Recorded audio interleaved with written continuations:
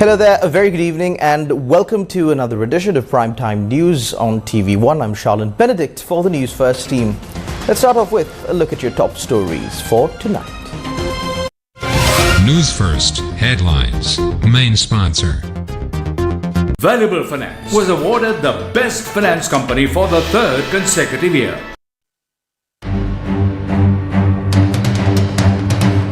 Citizens must now declare movable and immovable assets to IRD. Burdening the public with tax is not the solution, says Sajid. දිනපතාම මොහොතින් මොහොත තප්පරෙන් තප්පරෙන් අලුත් බදු සූත්‍ර නිර්මාණය කරන එක නෙවෙයි මේ රටේ ප්‍රශ්නවලට විසඳුම. President requests for everyone's support to pass economic transformation bill. Adani will not be allowed to rob national assets. Anura pledges in Mena. International request for expedited inquiry into fraud charges against Adani. Inaugural electoral conference of the SLPP kicks off in Thalava. Heavy showers and strong winds to continue. Cyclonic storm Remal over the north of the Bay of Bengal.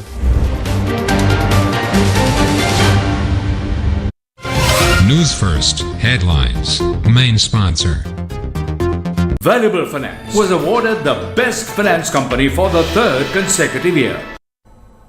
Starting off with a look at your top story tonight, President Ranil Wickremesinghe, in his capacity as the Minister of Finance, Economic Stabilization and National Policy, issued a special Gazette notification mandating that all citizens and government institutions in Sri Lanka must declare information about their movable and immovable property to the Inland Revenue Department starting from the 1st of July 2024. The special gazette issued by President Wickremesinghe mandates the following information to be regularly provided to the Commissioner General of Inland Revenue. Information on registered land and property rights, lease agreements, companies and share ownership in the stock market. Information on registered vehicles, vehicle title transfers and any data used by officials relevant to this purpose. Details on all current accounts held by any financial institution, banks and central bank regulated non-bank institutions, and information on loans and advances. Information regarding investments, share transactions and other negotiable certificates. The Gazette also states that if any person or government institution that did not maintain such information before the 1st of April, they must begin doing so on the July 1st of this year. State Minister for Finance Ranjit Sembalapitiya says that the Gazette mandating all citizens to provide information on their property is not a new law that is being imposed. According to this Gazette, institutions where information regarding income are exchanged, like the land registry, the company register, the stock exchange, non-banking financial institutions and the Department of Motor Traffic. From the 1st of July, these institutions should inform the Inland Revenue Department of their daily transaction. This is something that has always been there in the Inland Revenue Act. It is because these laws were not enforced that our state income was so low and we fell into an economic crisis. We came to a point where we couldn't even purchase our essentials because of that. Only 20% of our state income is direct taxes. 80% of the state income comes from indirect taxes. Indirect taxes are the taxes that are imposed on even the most helpless person in society. This is what we are changing. The information will be exchanged from the 1st of July, so I invite everyone to become a part of the state income, become a person who can be a proud taxpayer. තමට ආඩම්බරෙන් බදු ගෙවන්නෙක් හැටියට කතා කරන්න පුළුවන් කොටස්කරු බවට පත් වෙන්න. නැවතුවා දැන් සාමාන්‍ය මිනිස්සුන්ට තියෙන ගැටලුවක් තමයි මේ තොරතුරු හොයලා අලුතෙන් බද්දක් පනවන්නද යන්නේ කියන කාරණය. මේ හැම දෙයකටම. නෑ අලුතෙන් බද්දක් පනවන්නේ නෑ විශේෂයෙන්ම.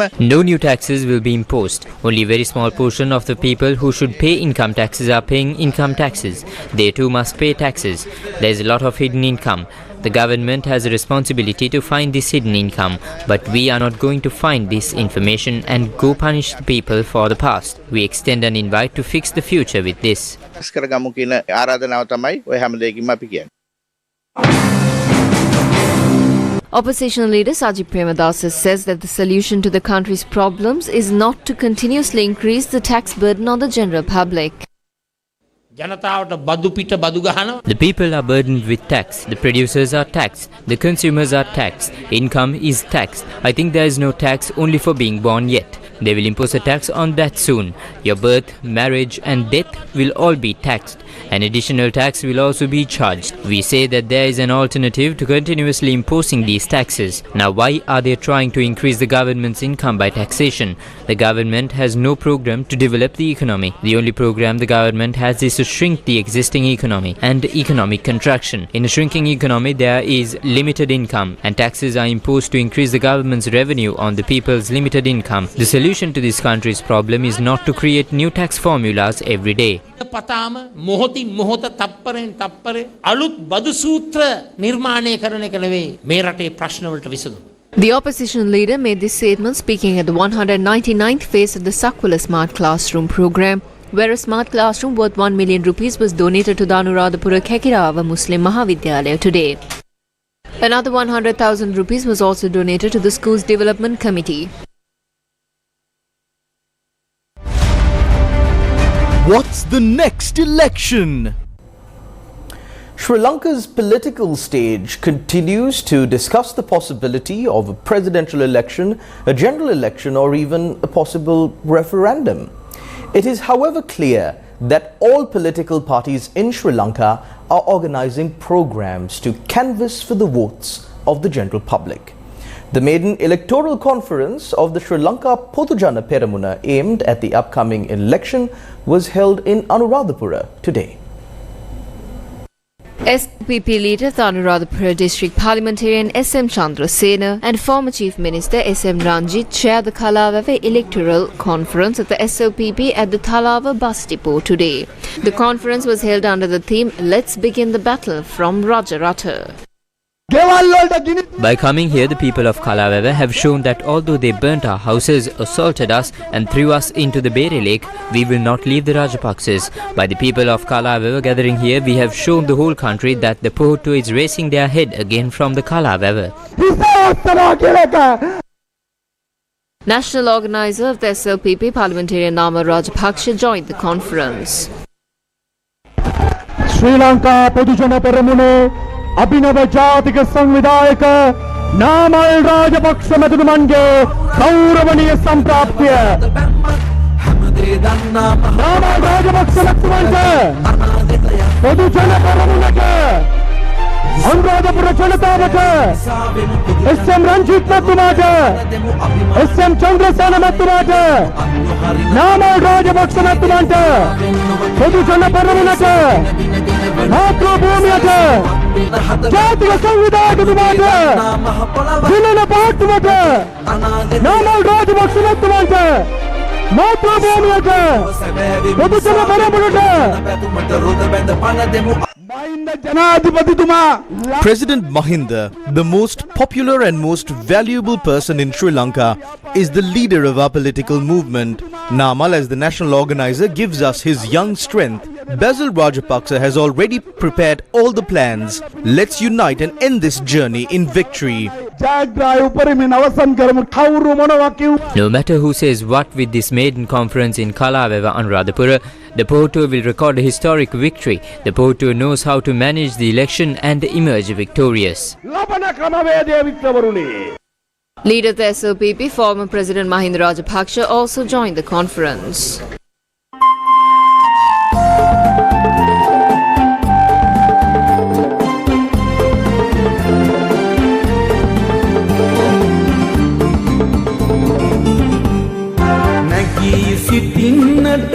අතදිගු කරන පියෙකුවගේ මහානායකයෙක් අහිමි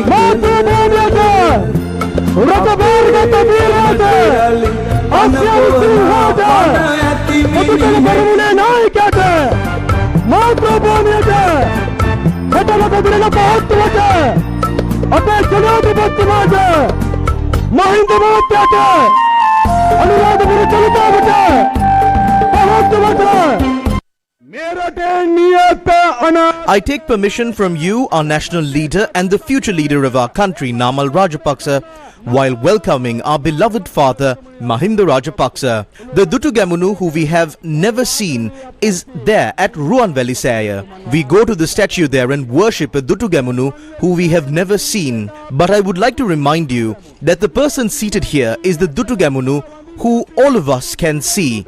If they thought to assault us and end our political journey, kill one of us and end our political journey, even if you cut down all of us, the politics of the Pohottuwa cannot be erased as long as the Rajapaksas are here. The Pohottuwa has won, and that is certain. Despite the next election being a presidential election or a parliamentary election, the people of this country will once again only believe in the Sri Lanka Podujana Peramuna.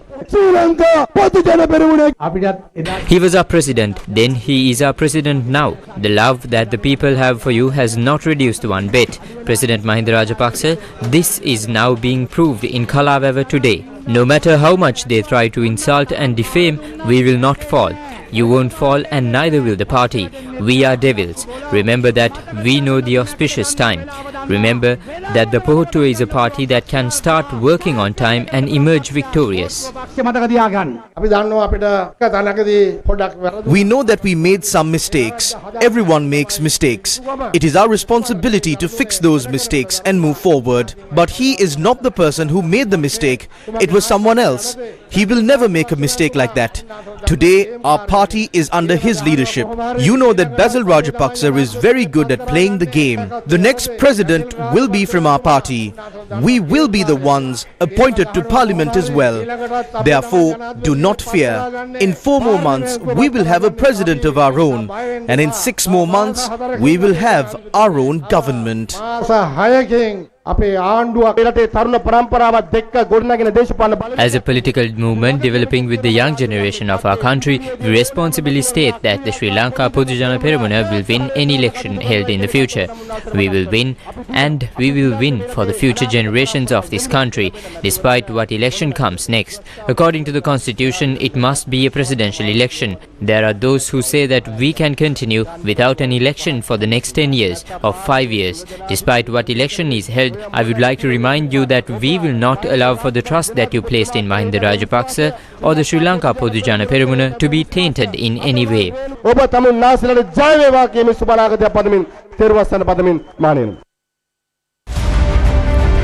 What's the next election? The National People's Power says that under its leadership, a government that achieves results for the people of the country with the country's resources, and not a government that robs the country's resources through projects like the Adani project. Anru Kumara Disanayake expressed these views in an NPP meeting in Mena. We will build a government that the people of the south, the people of the east and the people of the north can believe in once and for all. We fought wars to divide the land and sea. Who is fishing in the northern seas today? Are they people from the south or the north? No, it's India. Wars were fought to divide resources. Who owns the mineral deposits today? Are they Tamils or Sinhalese? It is owned by an Australian company. A National People's Power government is a government that directs the country's resources in a way that brings results to the people of the country, and not a government that allows the country's resources to be looted. We have a great resource along the Mannar coast. Electricity can be produced from wind. But what is the government doing? That resource is being sold to Adani for dirt cheap. Governments are not owners. A government is a trustee for the people. But how is this government behaving? They are acting as if they own the people, the resources, and like they own the entire country. These assets are being sold fraudulently for commissions, deceiving the people and parliament. This has to stop. We say to all of you, let's prevent this destruction for 3 to 4 months. We will do the job properly under a National People's Power government. Telecom is being sold. Sri Lanka Insurance Corporation is being sold. The gas company is being sold. This is a government that sells everything. This is a very crucial moment. What time is this? The only task at this time is to form a government of the National People's Power. Let's appoint a leader from the National People's Power at the upcoming presidential election. What's the next election? 375 new appointments for teachers in the Jaffna district was done yesterday under the auspices of President Ranil Wickremesinghe. All of you who received these appointments today are vested with a great responsibility. You have to take responsibility of the future of these children. They will grow up based on how you guide them. Whether they will grow up to be good or bad or will largely depend on you. Remember that when you accept this responsibility, if you cannot fulfill this responsibility, find some other employment. The future of many children is in your hands. You must be an example to the profession that you join. If you are going to the streets shouting slogans, you will not be accepted by the children in your classroom. Fulfill this responsibility properly.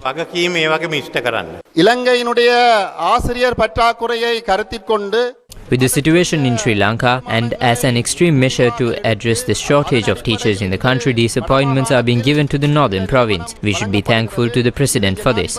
The President continued to work for the development of the people in the north and for the future of the Tamil community. The President should continue to stand with the Tamil people. Do not think that these things are being done because there is a presidential election coming. He is a person who continues to come to the northern province. In 2015, when he was the Prime Minister, he allocated more money for Jaffna. The President will help us to develop this district. We have spoken to him about many things. We have made many requests from him. He is doing those things. I believe that he will continue to do these things in the future as well. We will get his support in the future as well. Within 2 years of taking over the country, the President provided solutions to a majority of the issues. I'll give you an example. A broken vehicle was taken and the tires and oil were replaced and the vehicle is running now. If the vehicle is to run even better, there are some small things that needs to be done, like painting and wiring. Let's give him 2 more years to do these things. I believe that he will give us a good vehicle. I'm saying this with my experience. We all know that we have 3 times the number of state sector employees that the country needs. But when it comes to teachers, there are many vacancies. The number of state sector employees will have to be reduced significantly. Many of them can be given appointments as teachers and they can teach children. We should do that. The Punagari project is about to be launched. That is the largest solar panel project. It was a dream of the President. That was a concept that he had when he was the Prime Minister. Many other large projects like this will come to the northern province. We need to make this province a prosperous one. Since the youth here do not have much to do, that is why the President has brought many projects here as a solution to that. President Ranil Wickremesinghe made a visit to Pudukudiyiruppu Madhya Mahavidyalaya today as part of the freehold deeds distributing ceremony in Bulletin district under the Urumaya program. Ranil Wickremesinghe urged all parties to support the passage of the economic transformation law in Parliament. The program saw the distribution of 600 freehold deeds covering 5 divisional secretaries of the Bulletin district. 21 international organizations have written to the Chief Justice of India and requested the Supreme Court of India to speedily resolve the pending case filed by the Directorate of Revenue Intelligence investigating Adani Group's firm for alleged overvaluation of Indonesian coal imports. The letter comes after a report by the London-based Financial Times citing documents from George Soros-backed organization Crime and Corruption Reporting Project, or the OCCRP, alluded to fraud by the Adani Group by selling low-grade coal as high-value fuel in 2013. Contending that they stand firmly against the continued use of fossil fuels, the organization said the Financial Times report provided fresh and detailed evidence of the passing off of low-quality coal as far more expensive, cleaner fuel by the Adani Group in transactions with Tamil Nadu's Tangedco. Australian Centre for International Justice, Bank Track, Bob Brown Foundation, Culture Unstained, ECO, Extinction Rebellion, Friends of the Earth Australia, London Mining Network, Mackay Conservative Group, Money Rebellion, Move Beyond Coal and Transparency International Australia are among the 21 organizations that wrote to the Indian Chief Justice. Indian opposition leaders, including former Congress Chief Rahul Gandhi, has demanded a joint parliamentary committee to probe into the alleged wrongdoing. Inspector General of Police Deshabandhu Thenakone said that an investigation has been launched into the Sri Lankans arrested in India for their suspected ties to the terror group ISIS, and also those who maintained connections with them right here from Sri Lanka. Against a backdrop where the Indian Lok Sabha election was dominating headlines in Indian media, there was another incident that made its way to the headlines. This incident was none other than the arrest of 4 Sri Lankan nationals who are suspected to have been linked to the terror group ISIS. They were arrested at the Ahmedabad airport by the anti-terror unit in Gujarat on the 20th of this month. The Hindu newspaper reported that the arrested suspects are members of the National Tawhid Jamaat, which carried out the Easter Sunday attack in Sri Lanka. Indian media reported that the arrested suspects confessed to have been instructed to target Jews, Christians, leaders of the Indian Bharatiya Janata Party and its mother organization by the terror group ISIS. Indian media went on to report that these suspects confessed to have been instructed by an ISIS leader in Pakistan who by the name Abu to carry out an attack in India. A picture of an area close to the Narmada River was found in a cell phone of one of the arrested suspects, and Indian media reported that Pakistan manufactured firearms and ammunition was found at that location. A flag of the ISIS terror organization was also found at the location, and the Sri Lankan suspects had said that they were instructed to hoist the flag after completing the attack. The Inspector General of Police in Sri Lanka was questioned on the progress of the local investigations into this incident.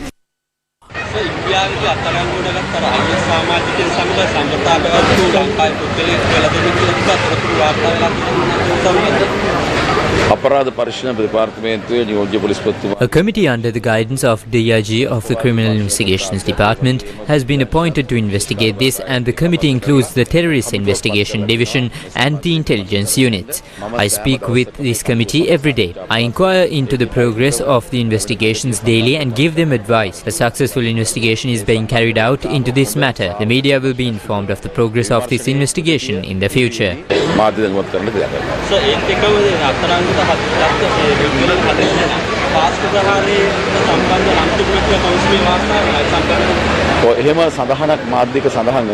There was a mention of that in media. I advised the legal division of the police to study the commission report and inform me of those matters. I will be informed of this tomorrow. We will look into that, because although there has been a mention of this in the media, it has not been confirmed. We have informed the legal division to look into this further. Newsfirst with the people. Valuable Finance was awarded the best finance company for the 3rd consecutive year.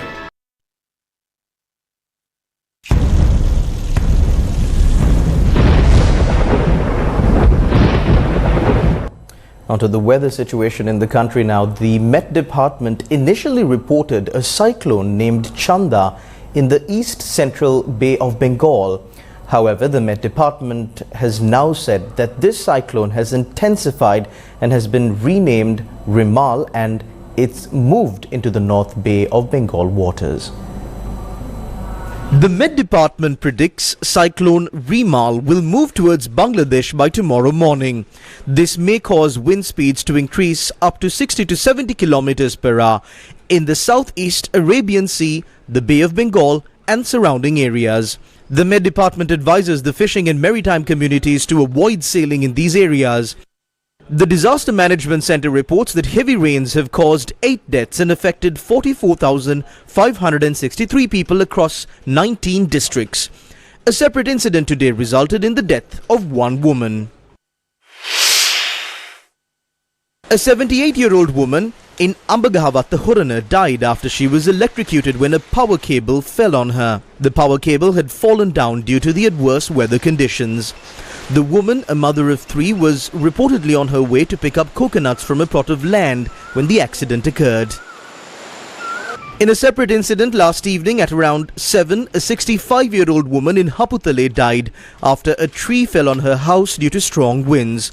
2 other people were injured in the incident and are being treated at the Diatalava Primary Hospital. Heavy rain caused flooding along the Chillau-Colombo main road between Madampe and Mahaveva. Several locations in Madampe, Toppua main road were also flooded due to overflowing of the Lunuoya and Hamilton Canal. Many houses in Mundalama and Arachikattuwa in Putlam remain flooded. Meanwhile, strong winds have kept fishermen in Kalpitiya harbour from venturing out to sea today.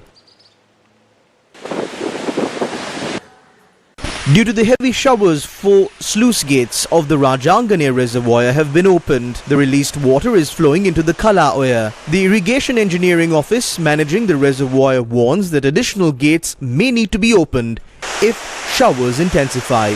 Residents downstream have been urged to stay vigilant. The 2 sluice gates at Kalavava remain open by 2 feet since this morning, releasing water into the Kala Oya. This morning, 3 sluice gates of the Polgola reservoir were opened, increasing the volume of the water released into the Victoria reservoir. 4 additional sluice gates of the Thabova reservoir have been opened. The coastline of Balapitia, Kosgoda and Galbokka has been severely eroded due to rough seas. Despite the conditions, no restrictions have been placed on fishing vessels venturing out to sea from the Mathura, Dondra Point and Dikwella ports.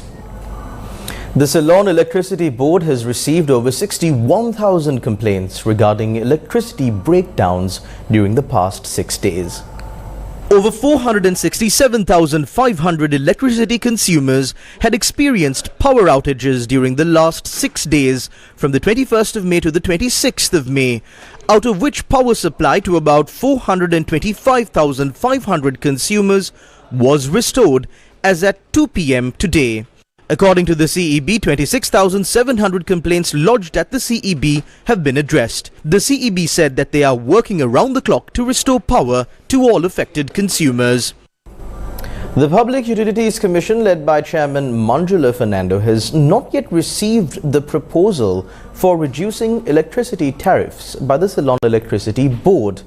The Commission said that they have forwarded reminders to the Ceylon Electricity Board to expedite the submission. Chairman of the Public Utilities Commission of Sri Lanka, Manjula Fernando, said that while reminders have been sent to the Ceylon Electricity Board, he anticipates receiving the CEB's proposal by mid-next week. Meanwhile, Newsfirst spoke to the Ceylon Electricity Board regarding this matter. The CEB assured that the proposal will be submitted to the Public Utilities Commission during the coming week. The people took to the streets of Thimbirigasyaya again today, demanding equal justice, good governance and an end to corruption in Sri Lanka. It's a rainy Sunday in Sri Lanka, but even though it's raining, the people of Thimbirigasyaya are back again on the streets, demanding for justice, demanding for a country of corruption and good governance. This year, we have a presidential election coming up. We also have a general election coming up. We urge people to think carefully and use their vote wisely. So there's one set of laws for the 225, there's one set of laws for the common people, there's one set of laws if you have money, there's one set of laws if you're poor. We want one country, one law. So ensure a candidate, a party who can provide this is elected at the next election. The elections, whether it is presidential or general, we don't know. The ball keeps getting kicked from side to side. Whichever it is, vote. It is your civic responsibility to vote. This time, please be more careful and look at the individual, the kind of person it is that you're voting for. The Asirimat Kuragala Vesak zone continued for the 4th day today at the premises of the historic Kuragala Raja Mahaviharaya. The Asirimat Kuragala Vesak zone, with media sponsorship from Sirasa TV, took place for the 4th day today with priority given to religious observances. Devotees were seen visiting the historic Kuragala Raja Mahaviharaya since this morning to pay reverence to the sacred relics, including the Sarvagnya relics.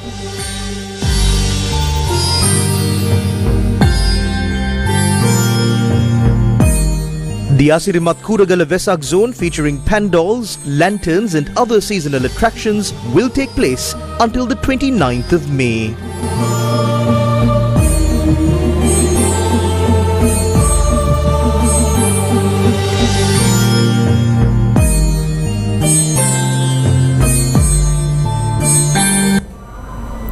The ambassador of France to Sri Lanka, Jean-Francois Patchett, has passed away at the age of 53. Jean-Francois Patchett, born in 1970, served as ambassador of France to Sri Lanka and the Maldives since October 2022. A career diplomat, Jean-Francois was previously Deputy Director of Culture and Education in the French Ministry of Foreign Affairs. In this position, he was in charge of developing the network of French language and cultural centers abroad and supporting French culture and academic institutions in their international cooperation. From 2016 to 2019, Jean-Francois was in charge of the ministry's policy regarding global health, gender equality and education, and supervised French contributions to multilateral funds in the areas. Prior to this, Jean-Francois had been posted at the French Embassy to the United States in Washington and at the French Permanent Representation to NATO in Brussels. He was also a deputy spokesman for the Ministry of Foreign Affairs.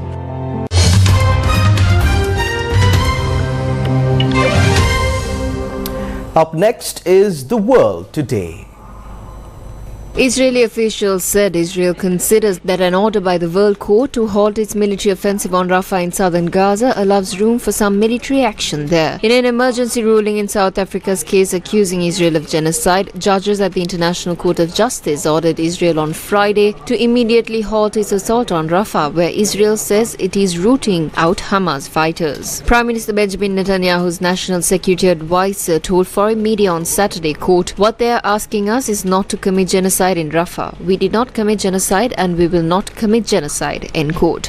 Hamas says it has launched a rocket attack towards the Tel Aviv area in central Israel for the first time in nearly 4 months. At least 8 rockets were launched from the Rafah area in southern Gaza. The Israeli military said several were intercepted. No injuries were reported. The Israeli army is carrying out a military operation in Rafah. Rocket sirens were sounded in other cities and towns including Herzliya and Petah Tikva. Israeli media have published footage of missile fragments in the garden of a building in Herzliya. Another social media video shows a large crater apparently created by a falling rocket in an open area near the central town of Kafr Sabah. Israel's ambulance service said many people were being treated for acute anxiety. On its Telegram channel, Hamas's military wing, the Al-Qassam Brigades, claimed credit for launching a big missile attack on Tel Aviv. A UN official says that about 670 people are estimated to be buried under a massive landslide in Papua New Guinea. The head of the International Organization for Migration in Papua New Guinea said the impact of Friday's landslide in the country's isolated Enga province was greater than initially thought. He said, quote, "There are an estimated 150 plus houses now buried," end quote. The affected areas are in the highlands of Enga in the north of the island nation in the southwest Pacific. The head of the International Organization for Migration in Papua New Guinea said rescuers were at risk because the land's still sliding, the water is running, and this is creating a massive risk for everyone involved. There are nearly 4,000 people living in the area hit by the landslide. Care Australia, the humanitarian agency which is helping with relief efforts, warned that the number affected was likely to be higher because of an influx of people escaping tribal conflicts in neighboring areas. According to police, at least 6 newborn babies have died following a fire at a hospital in Delhi. The blaze broke out late on Saturday evening at a hospital in the Indian capital's Vivek Vihar region. Senior police officer Surendra Chowdhury said there were 12 babies in the unit. Another had died before the fire began. Authorities said legal action would be taken against the owner of the hospital who had fled. Delhi's Chief Minister Arvind Kejriwal said the fire was heartbreaking. He said, quote, "The causes of the incident are being investigated and whoever is responsible for this negligence will not be spared," end quote. The director of Delhi's fire department, Atul Garg, told foreign media that 14 fire trucks were sent to fight the blaze. Officials said rescue efforts were slowed by limited access to the building, which has a single staircase and no fire escape. Prime Minister Narendra Modi wrote on X, formerly known as Twitter, quote, "The fire tragedy at a hospital in Delhi is heartrending," end quote.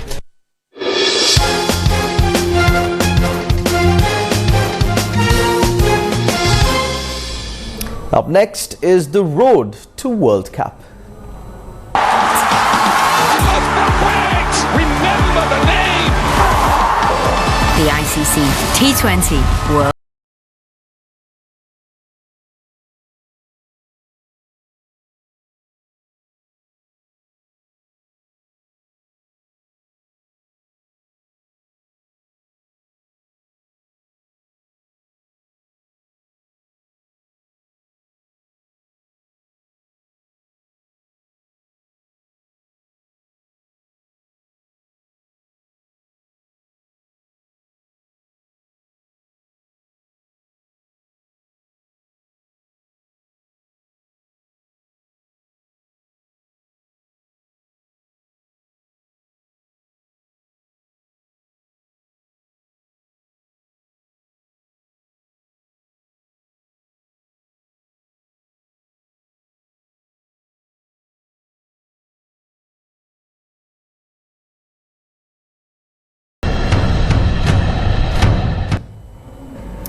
And that's a wrap of Primetime News on TV1 for tonight. Thank you very much for watching. Take care and God bless.